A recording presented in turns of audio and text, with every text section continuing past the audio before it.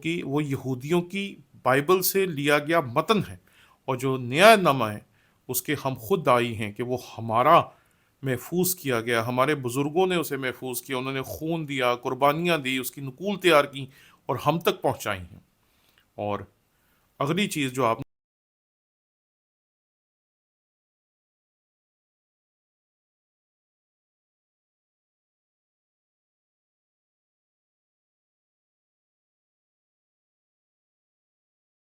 मसीह यीशु के अजीम वजनी नाम में आपके सलामती हूँ। मेरा नाम पादरी प्रोफेसर टोनी विलियम है। हमारे यूट्यूब के घराने के एक फ़र्द हैं जिनका नाम है खान जी। इन्होंने हमारी जो वीडियो थी, जो मुकस्सा मरियम के बारे में बनाई गई नेटफ्लिक्स की फ़िल्म मैरी के बारे में थी, जिसमें हमने आपको बताया कि इसके बीच में कम से कम 10 चीज़ें ऐसी हैं जो मैंने नोट की हैं जो कि बाइबल के मुताबिक नहीं हैं।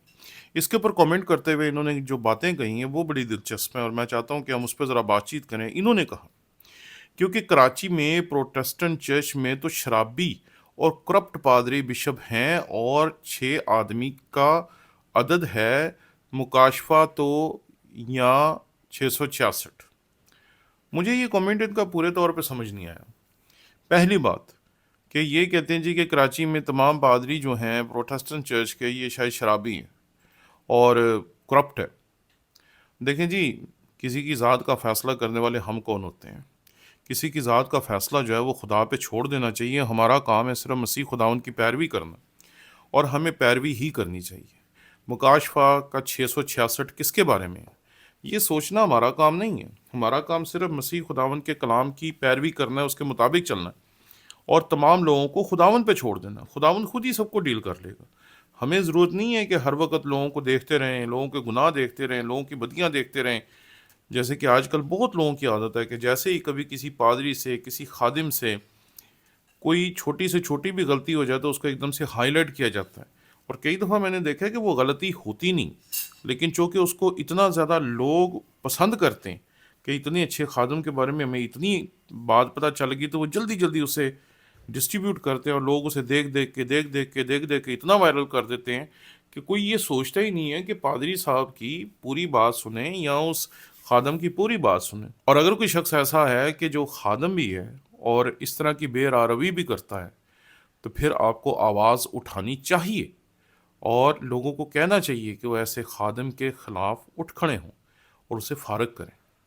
और इस तरीके से सोशल मीडिया पे अपने खादमों के बारे में लिखना, मजाक उड़ाना, ये तो आजकल स्टाइल है। इसलिए आपकी इस बात के ऊपर हम कुछ और कहना नहीं चाहते। दूसरा कमेंट इनका और ज़बरदस्त है। सर, बाइबल में 66 शैतान का नंबर है, तो 66 बुक्स की बाइबल फॉलो करें या 72 की? देखें जी, आप 66 की फॉलो करें या 72 की, दोनों में एक चीज़ कॉमन है। दोनों में 66 किताबें पाई जाती हैं। 66 इबलीस का अदद नहीं है, वो 666 है। और अगर आप खुदावंद के कलाम में से उसे देखेंगे तो आपको पता चलेगा कि वो तो कहानी कुछ और है। जिस तरीके से आप हर एक चीज़ को इबलीस 666 666 666 बना रहे हैं, वो ऐसे हैं नहीं है जी। आपको ये समझना पड़ेगा कि हमें हर एक चीज़ को शैतान के साथ नहीं मिला देना चाहिए। आपने पहले का ये 6 का अदद है, 666 है मुकाशफा के मुताबिक, यहाँ आपने 66 को 66 किताबों के साथ मिला दिया, और आप कहते हैं 72 वाली पढ़ें या 66 वाली पढ़ें।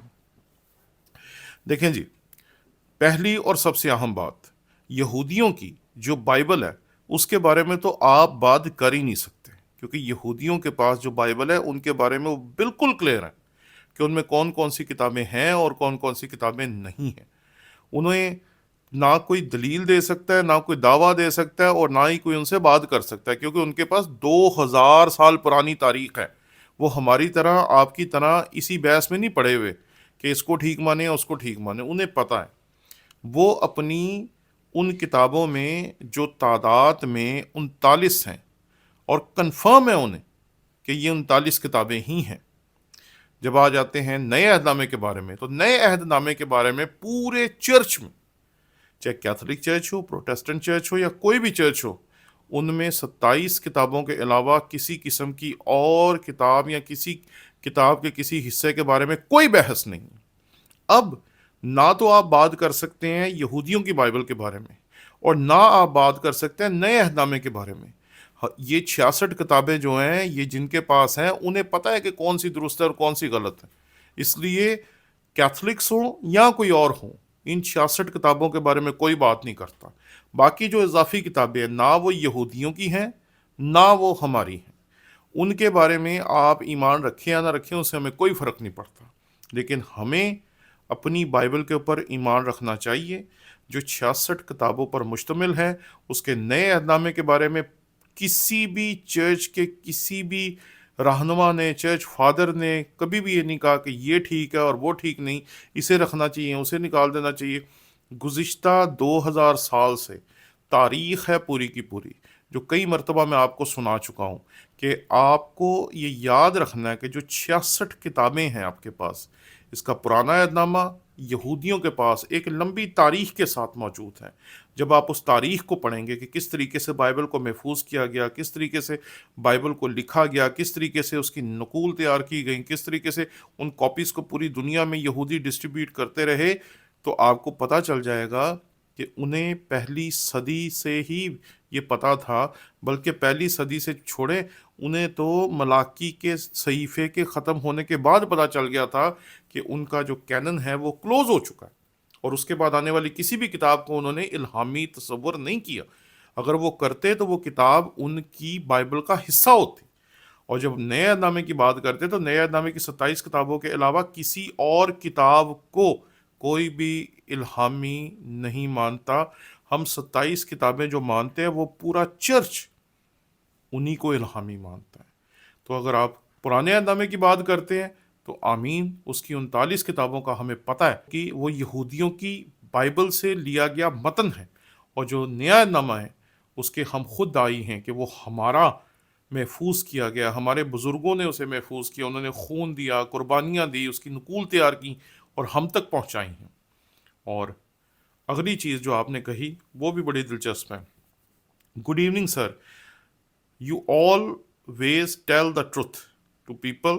This film is totally anti-Christ. شکر ہے خدا کا، آپ نے پادریوں کے بارے میں اپنے خیالات کا اظہار کیا، آپ نے بشپس کے بارے میں اپنے خیالات کا اظہار کیا، آپ نے آدمیوں کو 666 کے ساتھ ملا دیا، 666 کے ساتھ ملا دیا، لیکن آپ نے ہماری رائے کو قبول کیا۔ میں نے آپ کے سامنے 10 باتیں پیش کی، جب آپ ان 10 باتوں کا ایک ایک پوائنٹ کر کے تجزیہ کریں گے، ایک ایک پوائنٹ کر کے دیکھیں گے، تو آپ کو پتہ چل جائے گا کہ یہ 10 ایسی چیزیں ہمیں سکھاتی ہے، بتاتی ہے، ہمارے سامنے پیش کرتی ہے جو دراصل غلط ہیں۔ ان 10 باتوں کو ہم مان نہیں سکتے۔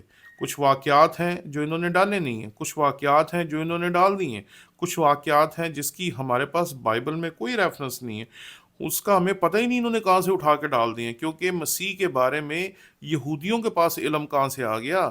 یہودی تو مسیح کو مانتے ہی نہیں۔ جو پہلی صدی ہے اس کے بیچ میں تاریخ دانوں نے مسیح خداوند کے بارے میں علم کو محفوظ رکھا ہے، یہودیوں نے نہیں رکھا۔ یہودیوں کی ماں سوائے چند ایک کتابوں کے علاوہ زیادہ تر مسیح کے بارے میں جو علم ہمیں ملتا ہے وہ دراصل ملتا ہے مورخین کے ہاں، اور مورخین زیادہ تر ایسے تھے جو کہ غیر یہودی تھے۔ اب یہاں اس بات کو اپنے ذہن میں بٹھا لیں کہ ہم جب بھی بات کرتے ہیں ہم کوشش کرتے ہیں کہ کلام مقدس کے مطابق بات کی جائے، ایسی چیزیں آپ کے سامنے پیش کی جائیں جو درست ہوں۔ ہم کبھی بھی کسی غلط بات کی، غلط چیز کی کبھی بھی حمایت نہیں کرتے، لیکن آپ کے یہ جو بائبل کے بارے میں سوال ہیں، میں نے کوشش کی کہ آپ کو اس کے بارے میں جواب دیا جا سکے، لیکن آپ کا پہلا جو کامنٹ تھا وہ تھوڑا سا سخت تھا۔ خادموں کے بارے میں یا کسی کے بارے میں بھی، کسی عام انسان کے بارے میں بھی مجھے کوئی حق نہیں پہنچتا کہ میں فیصلہ دوں یا میں اس کے بارے میں کہوں وہ ایسا ہے یا ویسا ہے۔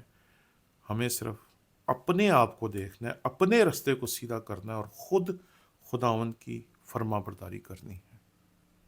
شکریہ۔